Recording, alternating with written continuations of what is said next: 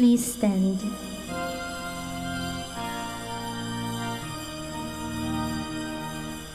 Purihin ka, Jesucristo.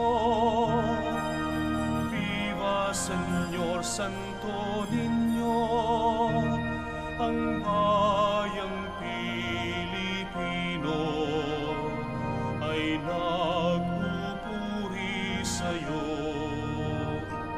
Purihin ka, Jesucristo.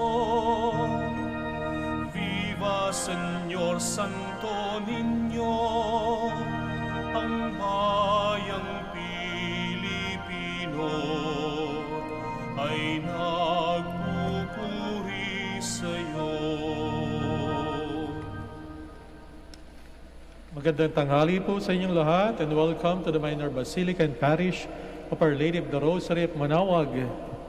Today we celebrate the feast of Santo Niño.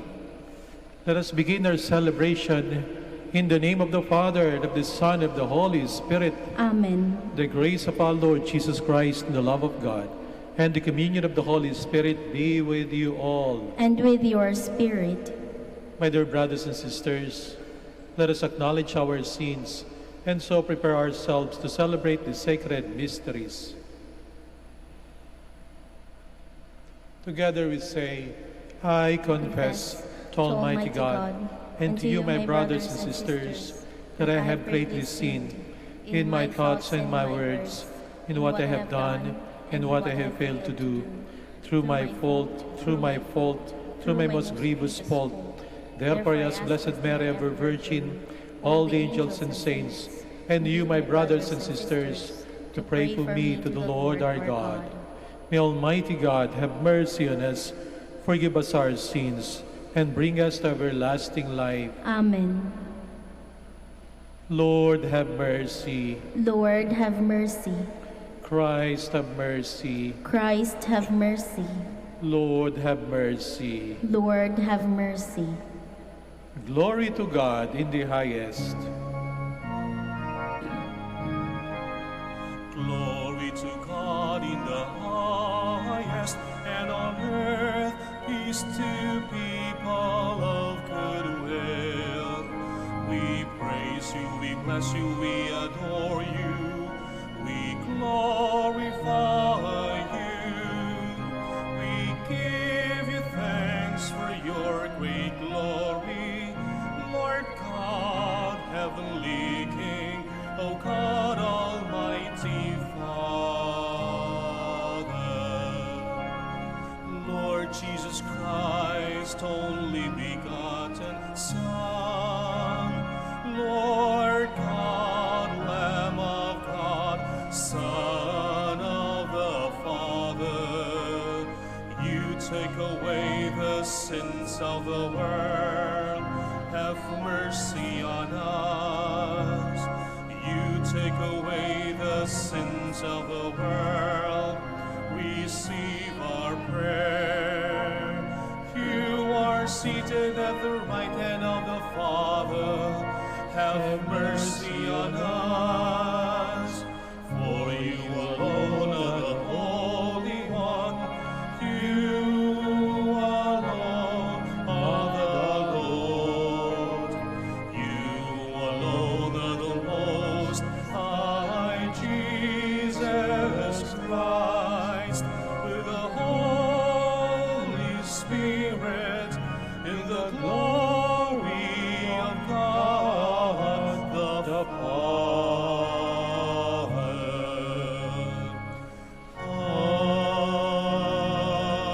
Amen. Let us pray. Almighty God, your only Son, begotten from all ages, humbled himself as a child in Nazareth and became subject to Mary and Joseph. Grant that we may learn from his example to embrace your will in all things, and holding fast to the dignity of all, serve our lowly brothers and sisters with open hands and gentle heart.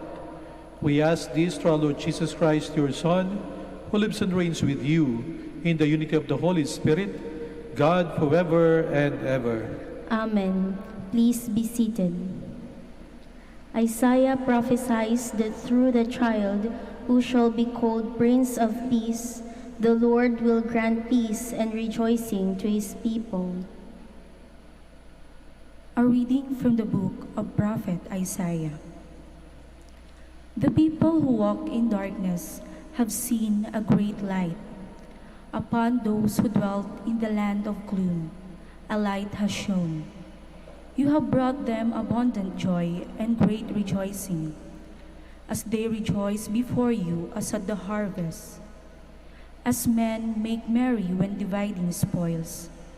For the yoke that burdened them, the pole on their shoulder, and the rod of their taskmaster you have smashed, as on the day of Niño. For every boot that trumped in battle, every cloak rolled in blood, will be burned as fuel for flames. For a child is born to us, a son is given us, upon his shoulder dominion rests. They name him Wonder Counselor, God Hero, Father forever, Prince of Peace. His dominion is vast and forever peaceful, from David's throne and over his kingdom, which he confirms and sustains by judgment and justice, both now and forever.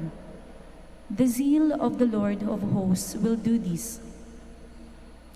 The word of the Lord. Thanks be to God. The Lord is King, let the many isles be glad. The Lord is King, let the many isles be glad. Sing to the Lord a new song, for he has done wondrous deeds. His right hand has won victory for him, his holy arm. The Lord is King, let the many isles be glad. The Lord has made his salvation known. In the sight of the nations he has revealed his justice. He has remembered his kindness and his faithfulness toward the house of Israel. The Lord is King, let the many isles be glad. All the ends of the earth have seen the salvation by our God. Sing joyfully to the Lord, all you lands. Break into song, sing praise. The Lord is King, let the many isles be glad. Sing praise to the Lord with the harp and melodious song, with trumpets and the sound of the horn. Sing joyfully before the King, the Lord. The Lord is King, let the many isles be glad. God loves us and has made us his adopted children in Christ. Paul reminds us to live up to our dignity by leading a holy and blameless life. A reading from the letter of St. Paul to the Ephesians.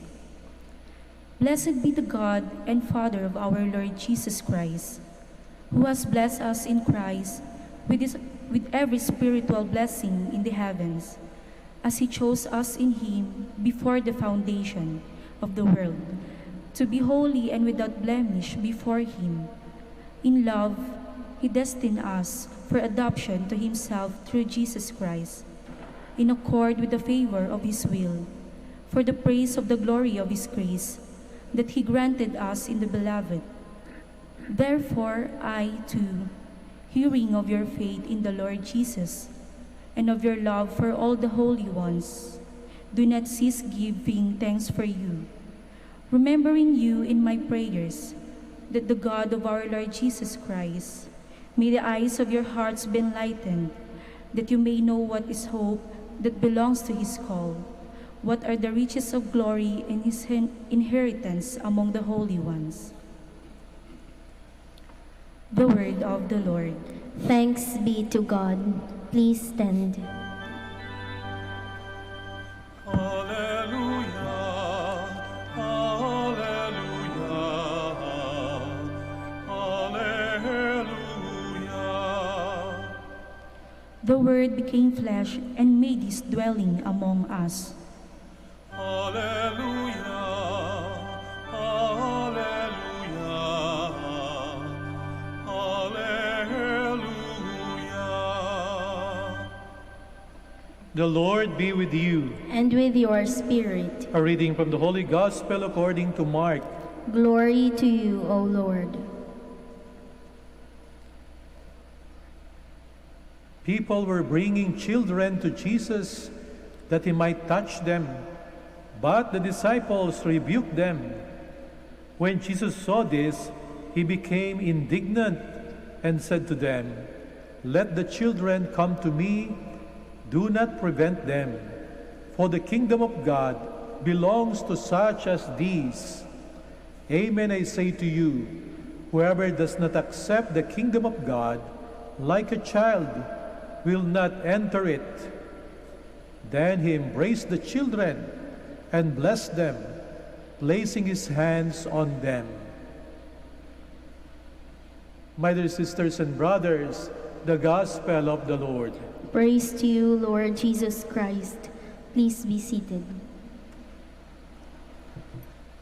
Mga magulang, ang mga bata po ay isang napakalaking biyaya at isa ring napakalaking responsibilidad na galing sa ating Panginoong Diyos.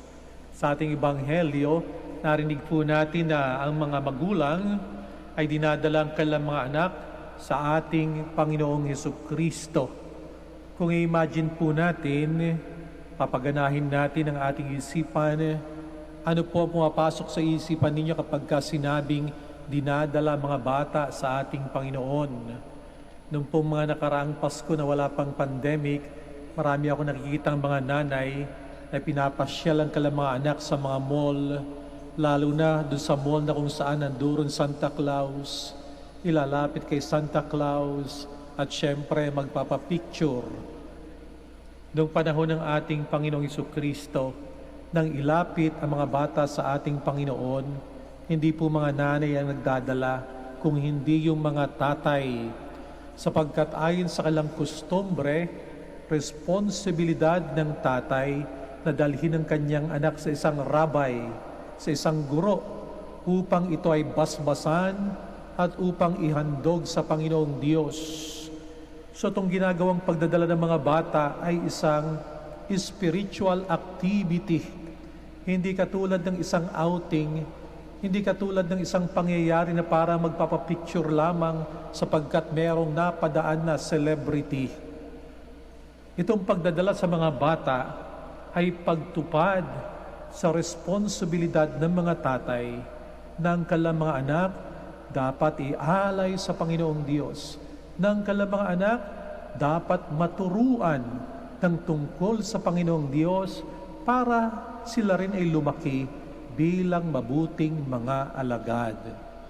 Kapag ako po ay nag-interview ng mga ikakasal dito sa Manaoag, isa po sa mga tinatanong ko sa ikakasal ay, ano ang inyong responsibilidad bilang mag-asawa sa isa't isa at sa magiging mga supling ninyo? Karaniwang sinasagot ng lalaki, syempre, ako po maghahanap buhay, sisiguraduhin kong protektado ang aking asawa, ang aking mga anak, sisiguraduhin kong mapapakain sila, mapapalaki ng mabuti.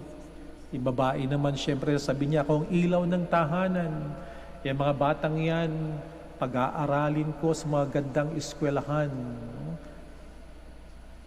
Sinasabi ko sa kanila, karaniwan, meron silang isang mahalagang bagay na nakakalimutan. Sabi ko, nakakalimutan ninyo ay hubugin ang inyong mga anak ayon sa ating pananampalataya. Na sila'y palakihin na mayroong takot sa Panginoong Diyos. Pamunahing responsibilidad ninyo yan. Dito po sa Manaoag, meron po tayo rito na 18 public elementary schools, 3 national high school, at mahigit sa 5 private schools. Marami rin po tayo mga tinatawag na full-time catechists ng simbahan. Sila po ay pumupunta sa mga eskwelahan para magturo ng ating pananampalataya ng katesismo sa mga bata. Yung nga lamang po, madalas ay nakaka-receive ako ng feedback. Sinasabi ng aking mga katekista, Father, bakit ganun po? Yung mga bata, 10 years old na, grade 3 na, magpe-first communion na, malalaki na pero hindi pa po marunong mag-sign of the cross. Malalaki na, hindi pa po marunong ng basic Christian prayers katulad ng Our Father o Hail Mary. Maring nakakalungkot sapagkat parang iniaasa ko minsan ng mga magulang doon sa mga katikista ang pagtuturo ng pananampalataya sa kanilang mga anak. Parang sila'y nakakalimot. No? Pangunahing responsibilidad po natin bilang isang sambayanan, no? Lalong-lalo na mga magulang siyempre, na alalayan, hubugin ang mga batang lumalaki sa ating pananampalataya. Sa ating ebanghelyo, medyo ironically, nung nilalapit na mga bata sa ating Panginoong Jesucristo, may mga taong hindi masaya. No? Ito yung mga alagad. Pinigil yung mga magulang na ilapit ang mga bata sa ating Panginoon. Di natin alam kung anong tiyak na dahilan, bakit nila pipigilin. Maaring sapagkat alam nila na si Jesus ay pagod na, si Jesus ay papuntang Jerusalem para tanggapin yung kanyang pagpapakasakit. At marahil gusto lang si Jesus ay magkaroon ng konting privacy kasi maaari mga batay may ingay. Baka gusto ng mga alagad ng ating Panginoon ay magkaroon ng quiet time, kaya ka lang pinigil. Pero isang bagay ang ating tiyak, si Jesus ay nagalit sa kanila. Nagalit ang ating Panginoong Jesucristo, waring sinasabi, hindi niyo pa natututunan kung ano yung values ko, kung ano yung mga pagpapahalagang tinuturo ko sa iyo. Para sa ating Panginoong Jesucristo, yung mga bata, kahit bata pa, ay dapat nang turuan, dapat nang hubugin para maging alagad din niya. Kaya ang sabi ng ating Panginoon, huwag niyo silang harangin, no? Palapitin ninyo sila sa akin. Merong isang popular African proverb na nagsasabi na, it takes a whole village to raise a child. Para palakihin ang isang bata, buong sambayanan ang nagtutulong-tulong para siya'y lumaki bilang isang mabuting tao. Kaya nga naman, responsibilidad natin, naturuan sila magdasal. Responsibilidad natin, na kain sila patungo sa simbahan. Ako'y bata pa, natatandaan ko po, no? Kasama ko ang aking nanay, lagi akong dinadala sa pagsisimba. Ngayon kasi bawal namang magdala mga magulang ng bata, no? Pero kung hindi bawal, hindi po ba't napakagandang tingnan? Nakasakasama ninyo yung mga anak. Lagi ako nung nakahawak, no? Doon sa bestida, doon sa palda ng nanay ko, parang mama's boy. Sapagkat ako'y takot na mawala, no? Baka ako'y maligaw. Pero tumatak yun sa aking isipan at marahil nakatulong sa aking bukasyon para sa pagpapari. Tayo pinapaalalahanan ngayon ng ating simbahan na kapistahan ng Santo Niño na ang mga bata ay isang malaking responsibilidad. Pero hindi lang po yun, merong other side of the coin na hindi lamang natin sila bibigyan ng kalampangailangan, sinasabi rin sa ating ebanghelyo na dapat din tayong matuto sa mga bata. Dapat din tayong makinig sa kanila. Dapat din tayong tumanggap sa kanila.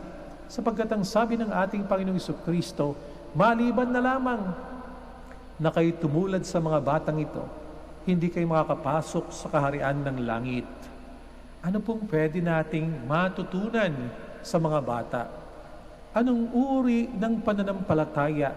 Anong hugis? Anong klase ng pananampalataya na meron sila na sinasabi sa atin ng ating Panginoong Yesus na kung hindi natin tutularan, hindi tayo makakapasok sa kanyang kaharian.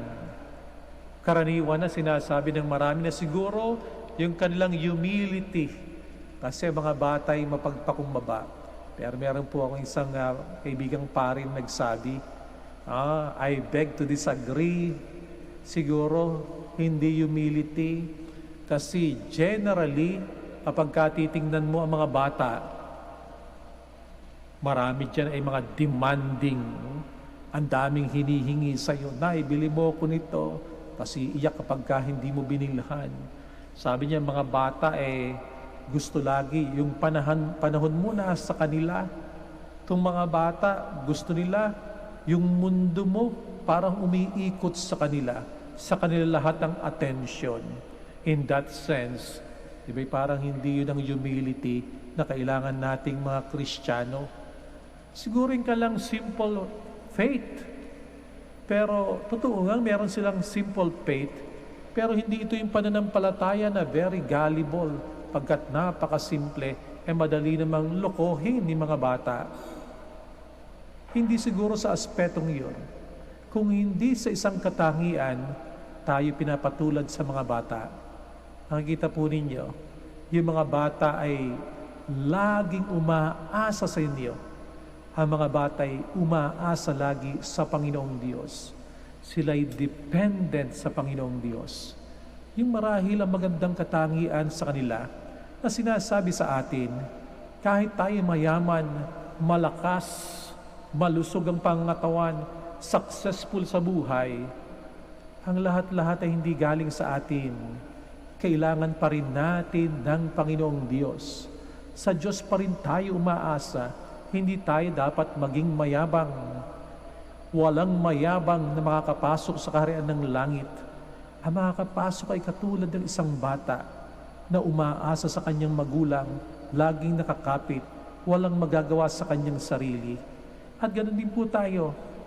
Sa buhay nito, hanggang sa kabila, tayo'y nakaasa sa awa ng Panginoong Diyos. Siya lamang ang dahilan kung bakit tayo papasok sa langit. Maganda pong isipin ito, sapagkat ito'y nagpapalaya sa atin. Minsan napakalakas ng pressure na kailangan maipakita mong independent ka, kailangan mapakita mong successful ka. Kapag inisip natin na hindi, umaasa lamang ako sa Panginoong Diyos, di ba't lumalaya tayo? Even psychologically, walang pressure na iprove mo ang iyong sarili sa iba. Walang pressure sapagkat babatid mo, lahat-lahat ng meron tayo, nakadepende lamang sa Panginoong Diyos. Ang Panginoong Diyos ay nalulugod sa taong laging umaasa sa Kanya. Ngayong kapistahan ng Santo Niño, pinapaalala po sa atin na mga bata ay isang malaking biyaya, pero at the same time, isang malaking responsibilidad na tayo bilang isang sambayanan ay dapat magtulong-tulong upang bigyan sila ng isang magandang lipunan, isang magandang environment sa pamilya upang sila'y lumago at matutong tagasunod din ng ating Panginoong Yesus. Tinuturuan tayo ng mga bata na laging umasa sa Panginoong Diyos kung tayo papasok man sa kaharian ng Diyos dahil lamang sa awa ng ating Poong May Kapal na laging labis nagmamahal at nag-aaruga para sa ating lahat. Please all stand.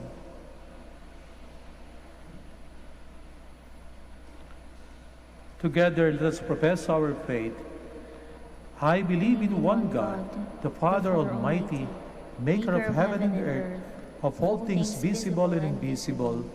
I believe in one Lord Jesus Christ, the only begotten Son of God, born of the Father before all ages, God from God, light from light, true God from true God, begotten not made, consubstantial with the Father. Through him all things were made, for as men for our salvation came down from heaven, and by the Holy Spirit was incarnate of the Virgin Mary and became man. For our sake he was crucified under Pontius Pilate, suffered death and was buried, and rose again on the third day in accordance with the Scriptures. He ascended into heaven and is seated at the right hand of the Father. He will come again in glory to judge the living and the dead, and his kingdom will have no end. I believe in the Holy Spirit, the Lord, giver of life, who proceeds from the Father and the Son, who with the Father and the Son is adored and glorified, has spoken to the prophets. I believe in one holy, Catholic, and Apostolic Church. I confess one baptism for the forgiveness of sins. I look forward to the resurrection of the dead and the life of the world to come. The Holy Child reminds us of God's power at work in our humility and weakness. Let us pray with confidence to the Father, for we are all His children. Let us say, listen to the prayers of your children, Lord. Listen to the prayers of your children, Lord. May the Pope, bishops, priests, and all religious always aspire for the gospel values of love, humility, and service, rather than power and influence. We pray. Listen to the prayers of your children, Lord. May our civil and political leaders may become fully convinced that true greatness is attained through service and care, especially for the weak and those who have less in life. We pray. Listen to the prayers of your children, Lord. May the poor, the marginalized, and the victims of violence in our society derive strength from the conviction that they have a special place in Jesus' heart. We pray. Listen to the prayers of your children, Lord. May our devotion to the Santo Niño help us grow in wisdom and grace before God, keep the spirit of a child, and live with our brothers and sisters in openness, freedom, and friendship. We pray. Listen to the prayers of your children, Lord. May the Lord welcome into the paradise our departed loved ones. We pray. Listen to the prayers of your children, Lord. Let us pray for the urgent concerns of our community and our personal intentions. We pray. Listen to the prayers of your children, Lord. Heavenly Father, listen to our prayers. Give us the courage to do your will, so that we may be worthy to share the eternal happiness of your kingdom. We ask this through Christ our Lord. Amen. Please be seated.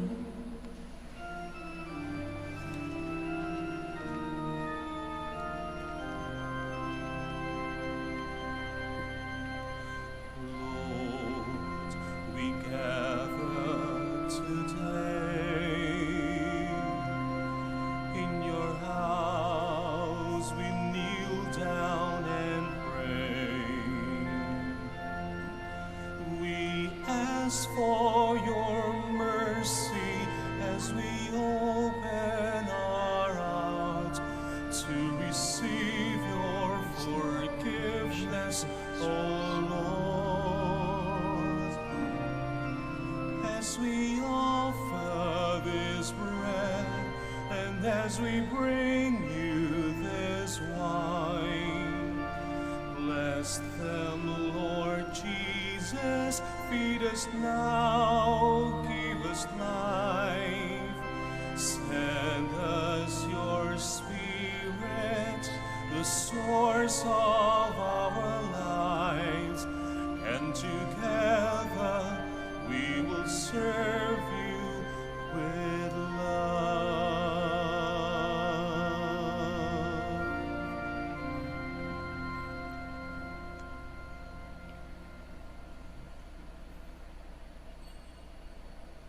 Please stand. Pray, my dear brothers and sisters, that my sacrifice and yours may be acceptable to God, Almighty Father. May the Lord accept the sacrifice at your hands for the praise and glory of his name, for our good and the good of all his holy church. God, our Creator, we offer the gifts of bread and wine to recall the childhood of your only Son.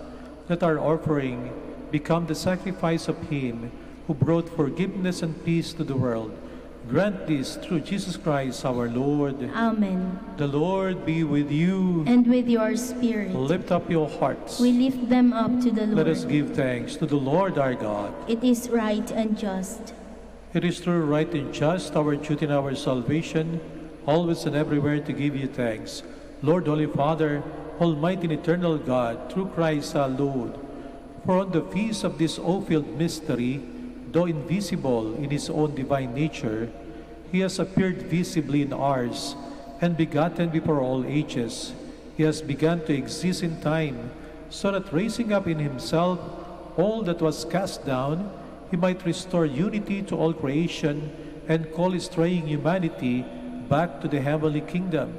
And so with all the angels we praise you, as in joyful celebration we acclaim. Holy, holy, Lord God of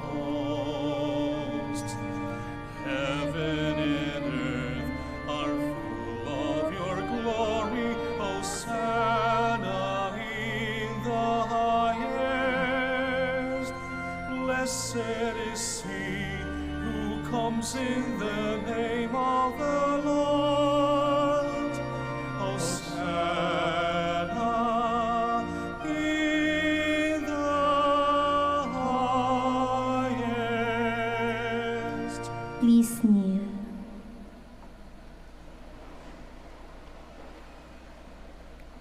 You are indeed holy, O Lord, the fount of all holiness. Make holy, therefore, these gifts, we pray, by sending down your Spirit upon them like the dewfall, so that they may become for us the body and blood of our Lord Jesus Christ. At the time he was betrayed and entered willingly into his passion, he took bread, and giving thanks, broke it, gave it to his disciples, saying, "Take this, all of you, and eat of it, for this is my body, which will be given up for you."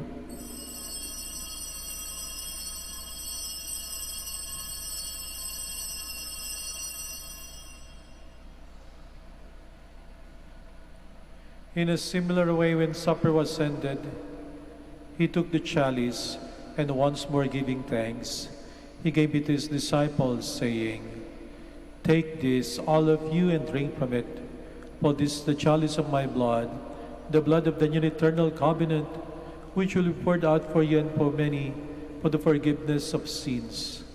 Do this in memory of me."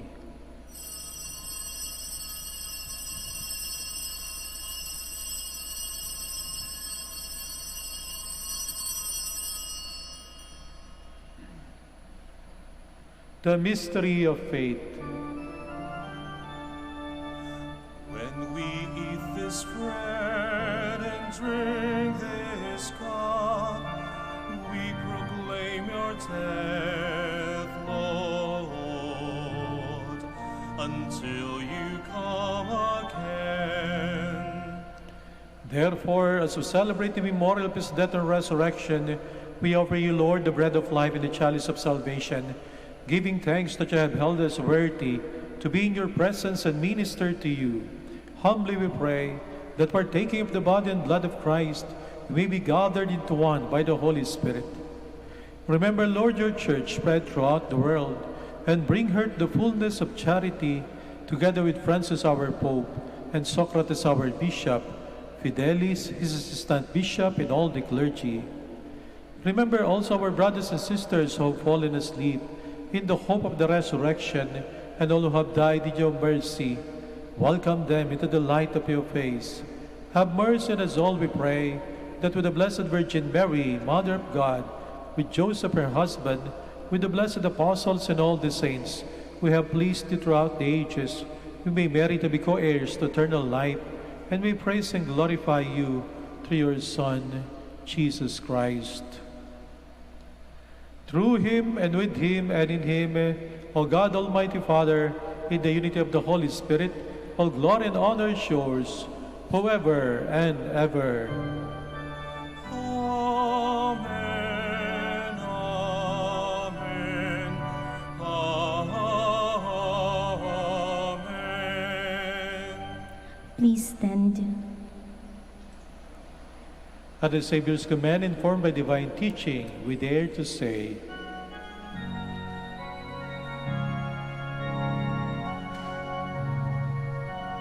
Ama namin, sumasalangit ka, sambahin ang ngalan mo, mapasabi ng kaharian mo, sundin ang loob mo, dito sa lupa, para ng sa langit. Bigyan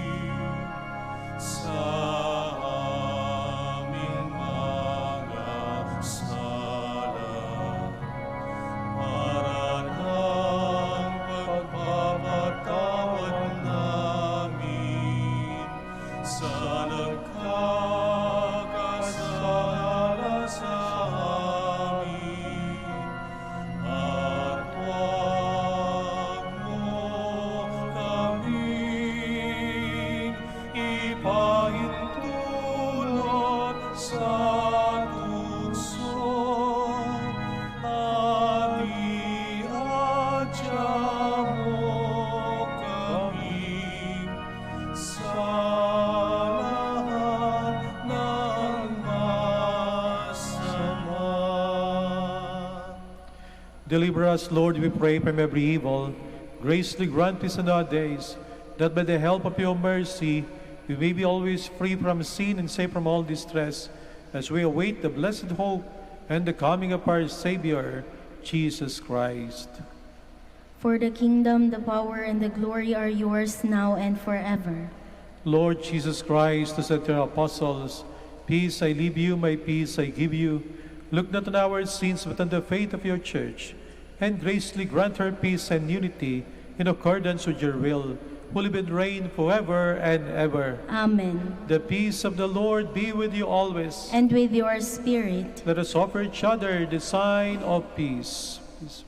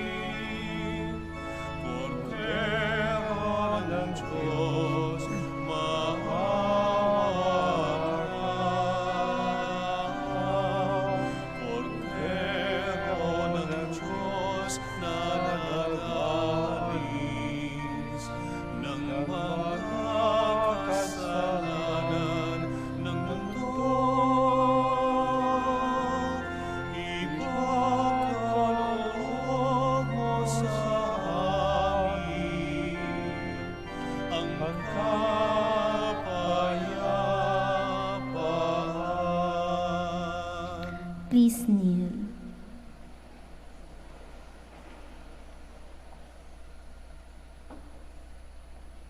Behold Jesus, the Son of Mary, the Lamb of God who takes away the sins of the world. Happy are those who are called to his supper.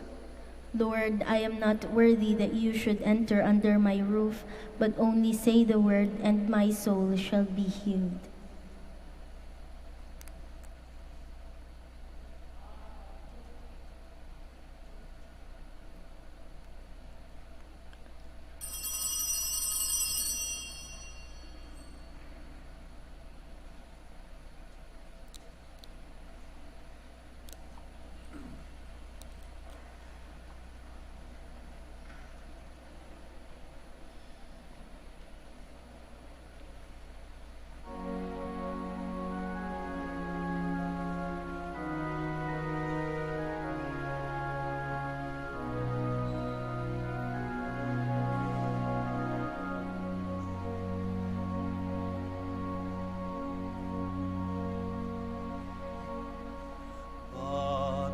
Banal, Niño Jesus, puso'y dalisay at puspos,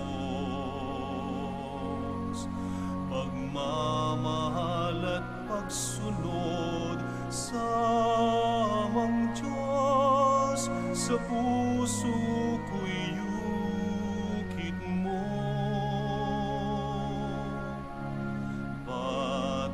Banal, Niño Jesus, bukal ng awa at biyaya,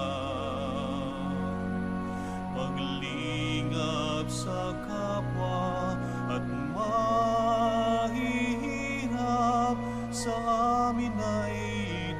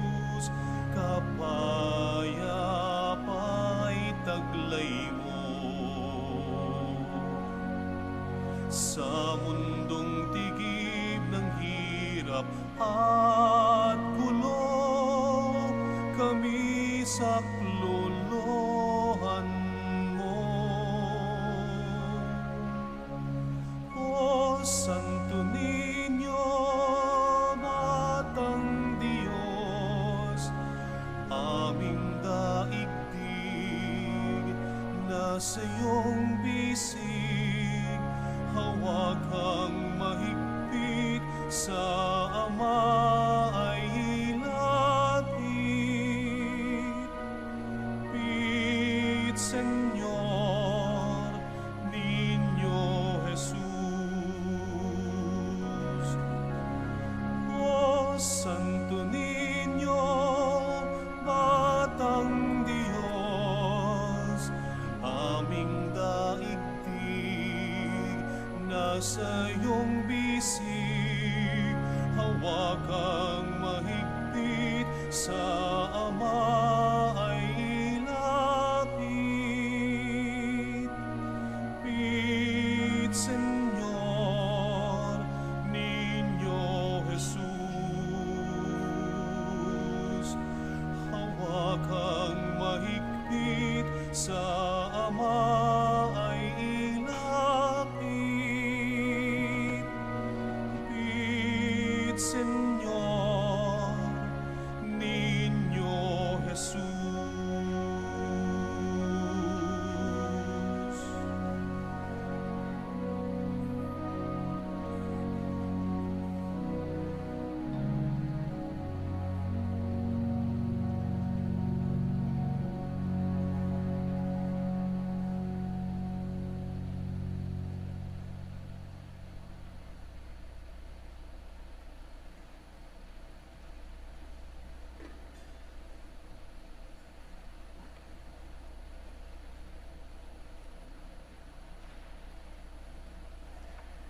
Please stand. Let us pray.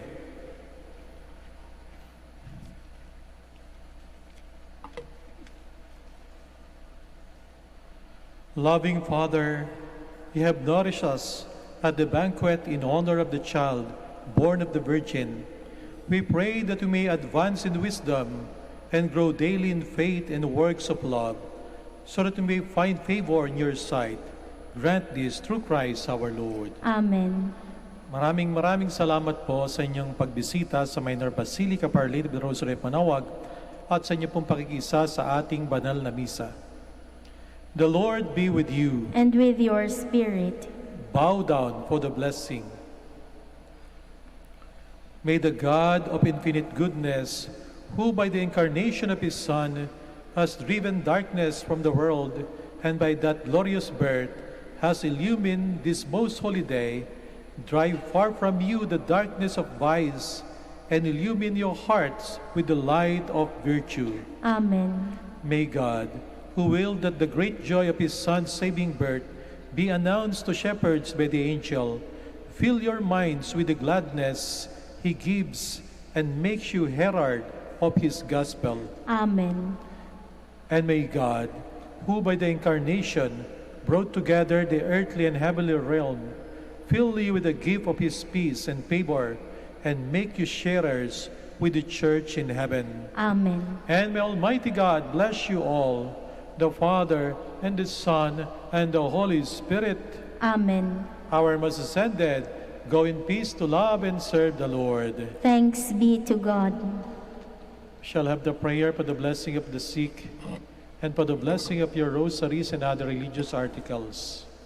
Our helps in the name of the Lord. Who made heaven and earth. Let us pray. God, our Almighty Father, by your blessing, you give us the strength and support in our frailty. Turn with kindness toward our sick brothers and sisters, free them from all illness, and restore them to good health. Through the intercession of Our Lady of the Rosary of Manaoag, so that in the sure knowledge of your goodness, they will gratefully bless your holy name.